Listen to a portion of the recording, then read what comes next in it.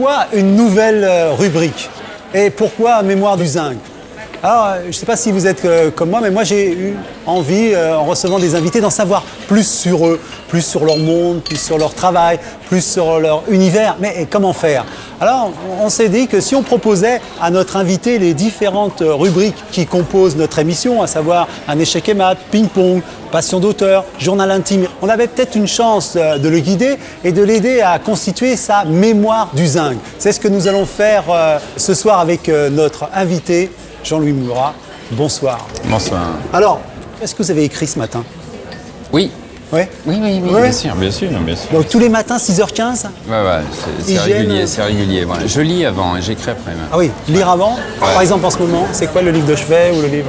Je suis sur Sodome et Gomorrhe de Proust. De Proust. Ouais. Ah oui. Parce que vous êtes un Proustien. Oui, beaucoup, énormément. À vie. Donc chaque matin, donc cette hygiène, est-ce aussi l'hygiène du corps? Est-ce sportif ou pas? Oui, assez. Donc, vélo, moi, plutôt. Vélo. Ouais. Ouais, je sais même que vous pleurez quand Viran pleure. C'est pas vrai? C'est vrai, j'ai dit ça. Oui. Non, mais je m'attache beaucoup. Je suis un sentimental. Oui. Un coureur cycliste qui tombe, j'ai l'impression de chuter moi-même. Et c'est qui vos grands? C'est du genre Bahamontes ou c'est les grands classiques ou c'est Écoutez, j'aime les grands champions. Ouais. Donc j'ai la chance de connaître Hinault, par exemple. J'aime beaucoup Hank Till, mais j'aime beaucoup aussi Lance Armstrong. Oui. J'ai exactement le même équipement que Lance Armstrong, par exemple. Ouais. Je me suis fait faire sur mesure le même vélo. Donc j'aime les champions. Bon, on va quitter le Tour de France pour parler quand même de cet album. On va écouter la chanson. Le premier 45 tours. Oui, le premier, Caillou. Caillou. Donc que l'on va écouter et qui tourne, et qui a cette vertu et cette force hypnotique un petit peu partout, en tout cas qu'il l'a eu sur moi. Donc écoutons Caillou. Je voulais te dire, ne me pas caillou. Je t'aime. Oh, la princesse, mon gars, mon ombre sur le sol. Je voulais te dire, ne pleure pas caillou. Je t'aime.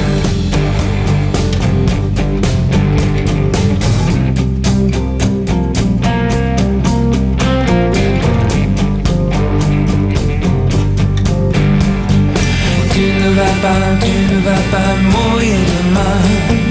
Tu ne vas pas mourir demain. Tu ne vas pas mourir encore. Tu ne vas pas mourir encore. Oui, je sais que vous, comme vous le dites, parfois vous pourriez écrire un album avec sur un nom. Bien sûr. Tormina, Voilà. Il suffit de dire Tormina, j'écris un album. Non, bien sûr.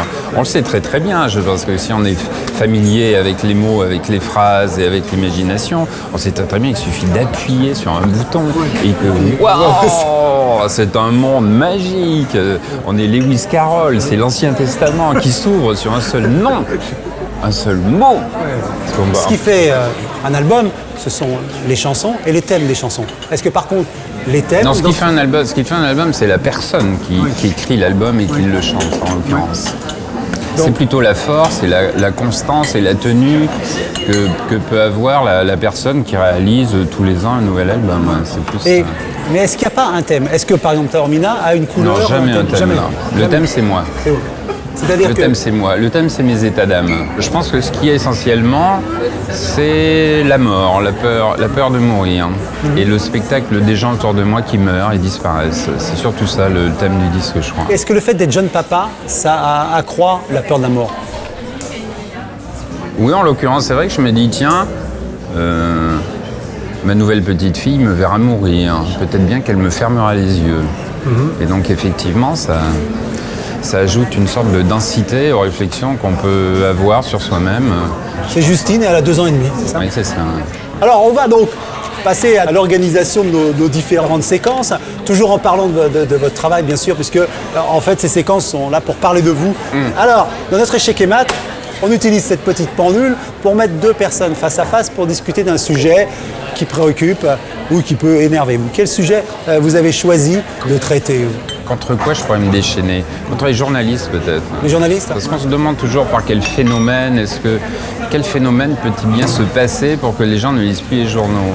Oui, c'est ce qu'on constate. Et moi qui suis au contact des journalistes toute la journée, ça me paraît assez simple, c'est qu'ils sont nuls. C'est-à-dire que les journalistes sont nuls et qu'effectivement, ils fabriquent des journaux qui sont assez nuls et les gens les lisent pas. Voilà. Mais vous êtes bien servi par la presse. Moi, j'ai eu à votre Qu'est-ce qu'on propos- appelle bien servi aussi? Oui. Non, bien servi en tout cas, la quantité. Je ne sais pas ce que vous Oui, pensez des articles. la quantité, ouais. Des La gens, parce quantité. que vous La recevez quantité. des... Mais enfin, je pense qu'ils sont tellement de mauvaise qualité qu'il y a un sentiment de défiance du public. Si vous avez beaucoup de presse, les gens se méfient. Ils se disent, tiens, il y a beaucoup de presse, peut-être bien qu'il est mauvais comme un cochon, celui-là. Mais Vous voyez, soyons clairs, vous êtes allumé nulle part. ça me paraît bien naturel. Oui, parce que c'est Ça bon. me paraît bien naturel, bien sûr. Bien Parce sûr, que c'est bien bon. sûr. Donc, qu'est-ce qui vous insurgez contre quoi? Contre la nullité des journalistes en général, de la presse C'est que je pense qu'effectivement, entre les gens et le monde comme il va, les journalistes font une sorte sont des sortes de fusibles ou de transmetteurs ou de médias, effectivement, ou de médiums, et qu'ils ne font pas leur boulot, ce qui fait qu'on a l'impression que le monde est un chiotte bouché, et c'est simplement que je trouve que les journalistes font vraiment pas leur boulot. Voilà. Donc ça, c'était pour le côté je m'insurge. Alors, le ping-pong, qui est matérialisé par cette petite balle que je vous confie. D'accord, merci. Voilà, qui est donc, est-ce qu'il y a un article, une critique qu'on a fait de vous, à laquelle vous aimeriez répondre, ou bien au contraire, un éloge qu'on a fait de vous, que vous aimeriez saluer? Ping-pong, c'est cette occasion-là. Qu'est-ce que je pourrais dire? Si avant-hier j'ai eu un message téléphonique de Gérard Manset à la maison. Oui. Vous voyez ce Gérard Manset? On vous compare Et parfois. donc voilà, oui, c'était très gentil. Ça faisait 25 ans qu'on s'était pas parlé. Alors voilà, Vous en avez pensé quoi? essayé de dire quelque chose de positif. Je sais pas, j'ai pas répondu, mais c'était gentil. Qu'est-ce que vous lui diriez là? Il vous écoute forcément. Tout le monde regarde Café Picouli. Oui, bien sûr. Non, je lui dis, c'est gentil de m'avoir appelé. Je veux bien ma balle de ping-pong, j'ai ma réponse. Vous êtes sûr? Ah, oui, oui. Ah non, mais je veux bien, j'en veux bien d'autres. J'en veux bien d'autres. Alors, passion d'auteur, là, va. Trouver quelqu'un dont on a envie de parler, miroir en main, et dont on aimerait dire pendant une minute ou deux du bien, ou simplement parler, l'évoquer. Un auteur contemporain? Qui on veut. Ça peut être Proust comme ça peut être... Non, je peux pas vraiment sortir de Marcel. Oui. Je peux pas vraiment sortir de Marcel. Je vais vous parler de ce que j'ai lu ce matin. Oui. Il définit l'amitié comme quelque chose entre la fatigue et l'ennui. J'aime beaucoup sa façon et la façon dont il s'attaque à Nietzsche dans le défaut d'amitié qu'il reproche à Wagner, en considérant qu'une amitié doit être aussi intellectuelle. Et Proust conteste ça. Je fais énormément confiance à Proust pour mon inconscient de petit mec français, et je sais que peut-être les mois à venir, je vais beaucoup réfléchir à cette idée-là de l'amitié. Vous avez été déçu en amitié? Toujours, Toujours? Toujours? toujours. Il n'y a pas d'exception. Si j'ai un ami, mais comme les véritables amis, on n'en parle pas. Alors on n'en parle pas. Je reprends Ah oui, mon miroir de allez-y. passion. Miroir de passion. Passion d'auteur, journal intime. Alors pour ce journal intime, donc voilà, cette petite caméra que je vous mets dans la main. Et je vous en ai parlé, on a parlé entre papas Oui, oui. de Justine. Et Justine, je sais que vous allez lui construire une cabane, comme j'allais Oui, dire. pour l'été prochain. Pour l'été prochain. Pour Et moi, l'été j'aimerais prochain. que vous nous emmeniez dans cette cabane, dire comment elle va être. Vous, le fils de menuisier. Ouais, elle va être déjà une sécurité totale. Pour pas que les enfants tombent. Dans un arbre ou pas? Ah oui, dans un arbre, bien sûr. Ah oui. Bien sûr, un être. Un être. Énorme être. Un être. Un être qui a au moins 200 ans. Et quelle est la première chose qu'on va y faire?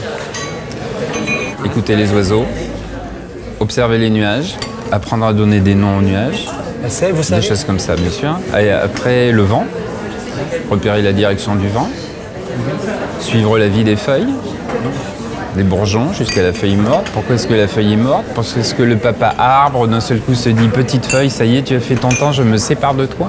ouais. Donc Comment là, est-ce que le vent devient l'ami de la petite feuille à qui son papa a dit « Bon, maintenant c'est fini, ma petite ». Enfin, je sais pas, je veux savoir ce que c'est qu'un arbre, ce que c'est la vie dans un arbre, en tout cas. alors quand on entend ce rapport, tout le monde dit que vous avez un rapport à la nature, et pourtant, on lit dans certains endroits que vous avez eu envie de partir. Ah, souvent, souvent. Non, la mais c'est France, partir mais- pour mieux oui, revenir. oui, Non, mais bien sûr, partir pour mieux revenir. Si vous voulez, ça n'a pas de sens de rester toujours au même endroit. C'est comme tout, c'est comme les sentiments. C'est cette sorte de va-et-vient qui en lui-même procure le plaisir, c'est-à-dire de s'éloigner et de revenir, bien sûr. Alors donc j'aime beaucoup, je suis enraciné, mais l'enracinement prend du sens parce que je voyage. D'accord. Vous êtes d'accord? Ouais. Bon, très bien. Je reprends la caméra. Ah, bon, Bon, Justine, ne t'inquiète pas, cette cabane sera bien belle. Et je vous offrirai un livre pour la cabane de Justine. Je vous remercie. Alors, on va rester sur cette parole-là. Rappelez Taormina, votre dernier album. Dire que vous êtes en tournée à partir de quand? À partir d'octobre, À partir d'octobre. hein, jusqu'à décembre. Ouais. Jusque décembre, que bien sûr je conseille à tout le monde d'écouter et d'aller au-delà de cette très belle chanson qui tourne actuellement, mais entrez dans cet album. Voilà, n'en restez pas au caillou, qui est déjà une belle chose. En tout cas, moi je suis très heureux de vous avoir rencontré. Ça m'a fait très plaisir. Même chose pour moi. Je vous remercie. Merci beaucoup. Enchanté.